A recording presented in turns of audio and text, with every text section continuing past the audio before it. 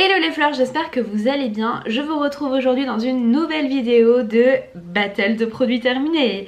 J'ai terminé un sacré nombre de produits, je vais donc les mettre en duel par catégorie pour vous donner mon avis. C'est parti.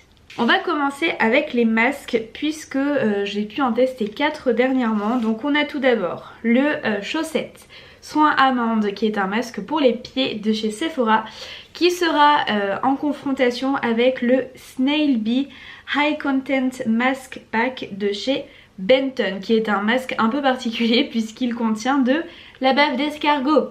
Alors je ne sais pas parce que je ne lis pas le japonais s'il y a vraiment de la bave d'escargot ou si c'est un petit mélange de synthèse qui rappelle cette texture, mais je pense potentiellement que c'est de la vraie bave d'escargot puisque c'est souvent utilisé dans les cosmétiques.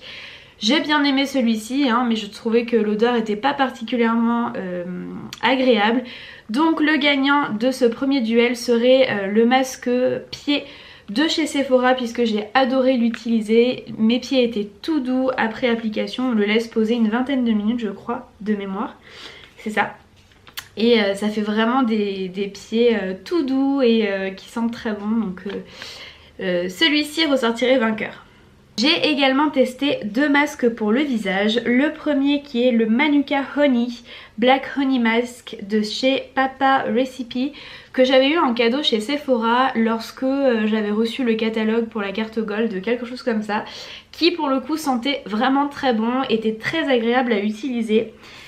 Et ce masque sera en confrontation avec le Love Recipe Strawberry Mask, donc qui est un masque à la fraise d'une marque japonaise aussi, alors peut-être Pape Popo, je ne sais pas, ou Sally's Box, je ne saurais pas vous dire parce que je connais très peu ces marques japonaises là. Le combat serait plus difficile parce que j'ai vraiment apprécié les deux. L'odeur est un peu plus chimique dans celui-ci, mais l'efficacité je pense était encore plus présente puisque la peau était vraiment toute douce et vraiment repulpée, etc. Donc je donnerai la palme à celui-ci, bien que vous pouvez aussi vous diriger vers celui-là. On continue avec les produits de douche puisque j'en ai un certain nombre. J'ai terminé le gel apaisant à la rose de chez Roger Gallet que j'ai adoré. L'odeur est super agréable. Même mon amoureux l'a utilisé alors que la rose c'est pas forcément son odeur de prédilection. Et celui-ci sera en duel avec le gel douche nourrissant sans savon de chez Chlorane. J'apprécie aussi fortement les produits douche de chez Chlorane parce qu'ils sont très doux, très respectueux de la peau, mais j'ai beaucoup moins aimé celui-ci pour 2 raisons.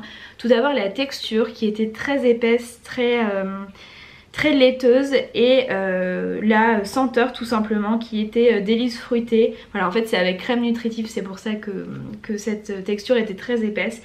Mais j'ai pas été particulièrement séduite par la senteur, donc de ces deux là je donnerai la victoire au Roger Gallet que je pourrais sans problème racheter alors que je passerai mon tour pour celui-ci.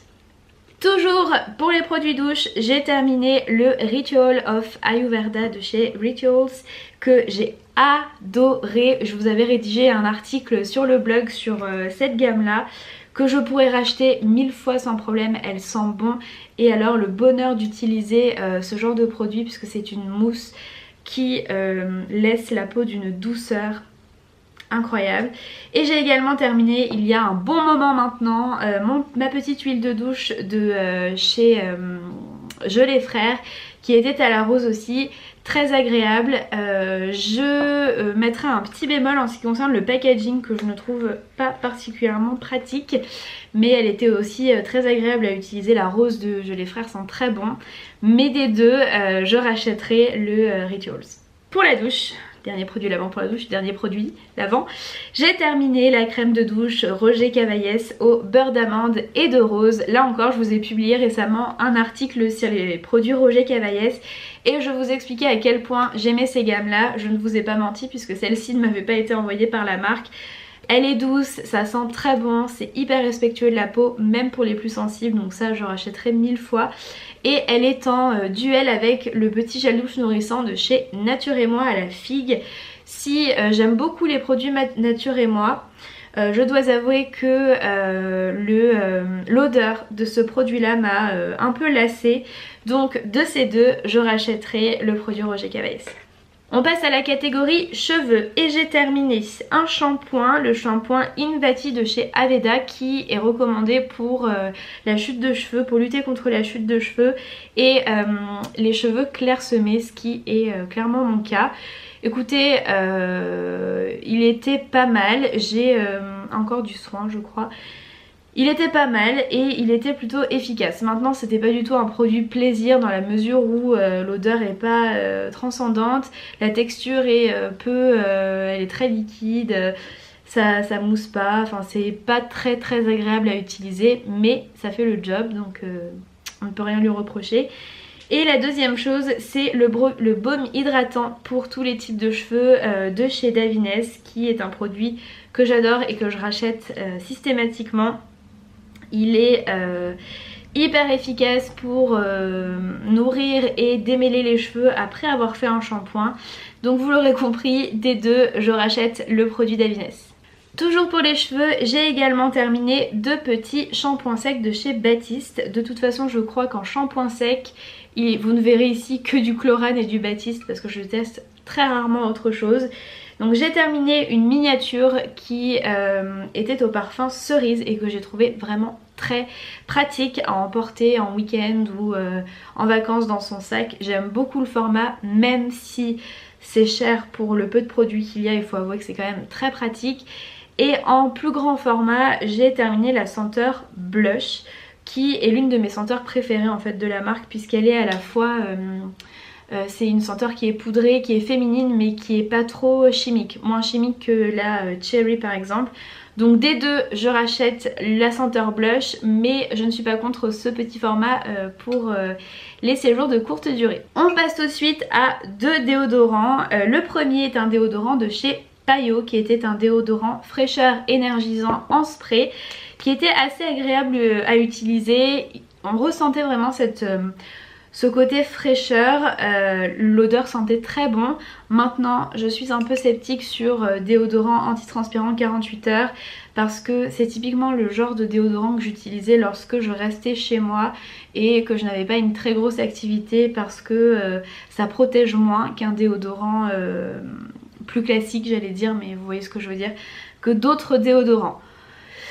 À voir. Et le deuxième c'est un Dr Oshka déodorant à la rose. Donc Dr Oshka c'est une marque qui est très naturelle et je plaçais d'énormes espoirs dans ce déodorant puisque j'essaye de me détacher des produits chimiques pour les déodorants, ce qui est très difficile et malheureusement vous le verrez c'est une grosse déception parce que il fait pas son job dans le sens où il sent bon mais il ne me protège pas suffisamment toute la journée et autant vous dire qu'il n'y a rien de plus désagréable que de se rendre compte au milieu de la journée que l'on sent de l'aisselle. Donc voilà, ni l'un ni l'autre ne m'ont à 100% convaincu mais je pense qu'en termes d'efficacité le Payo est quand même un peu au-dessus. On termine avec quelques produits de make-up. J'ai terminé le Perfection Lumière Velvet de chez Chanel qui est un fond de teint que j'adore. Alors pour celles que ça intéresse, la teinte c'est le 10, le beige. Et vraiment je l'ai adoré. Il a une texture qui est très aqueuse mais très agréable. Il est très modulable mais sa couvrance reste quand même très légère. Donc ce sera quelque chose d'assez naturel. Ne vous attendez pas à couvrir de grosses imperfections avec ce type de fond de teint. Maintenant il y a un SPF 15 à l'intérieur, ce qui est quand même plutôt très sympa pour toutes les saisons. Donc gros coup de cœur pour ce produit là. Et j'ai terminé aussi il y a des mois maintenant la bébé crème Studio Makeup dont je vous avais parlé sur le blog dans une revue, qui est une bébé crème très efficace aussi avec un SPF 15, un peu plus couvrante que celle-ci et pas du tout dans les mêmes budgets puisque les produits Studio Makeup sont beaucoup moins onéreux que les produits Chanel, qui est un produit que je pourrais racheter mais des deux en termes d'efficacité, de fini sur la peau et d'application, je choisirais le produit Chanel. Et on termine avec 2 mascaras dont un énorme coup de cœur.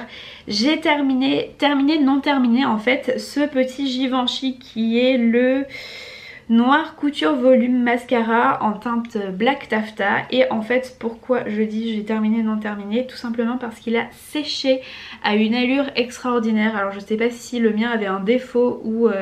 dites-moi si jamais vous connaissez ce mascara, si vous avez déjà eu ce problème là. Parce que bah voilà, la brosse c'était toute sèche au bout de très peu de temps. Ils disent qu'on peut quand même le conserver 6 mois. Moi ça n'a pas du tout été le cas. Donc voilà, très déçue, j'ai pas accroché plus que ça avec ce mascara en plus, donc pour l'instant je suis pas convaincue.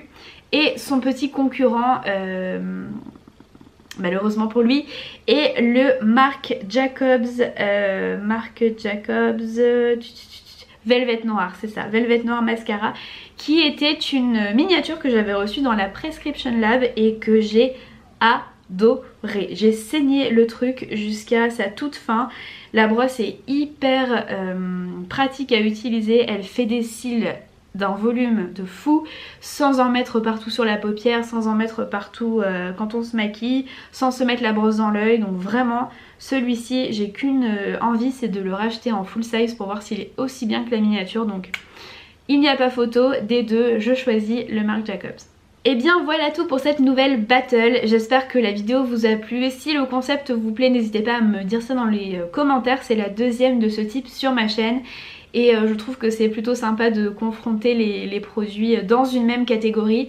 Donc n'hésitez pas à me dire si le concept vous plaît, et si c'est le cas je continuerai à vous en faire parce que j'ai encore un bon sac de produits terminés. Si la vidéo vous a plu, n'hésitez pas à la liker et à vous abonner à la chaîne, ça fait toujours plaisir. Et si vous traînez sur les réseaux sociaux, n'hésitez pas aussi à me rejoindre sur Instagram, Facebook ou sur Twitter. Je n'ai plus qu'à vous faire des très gros bisous et à vous dire à très vite dans une prochaine vidéo. Ciao!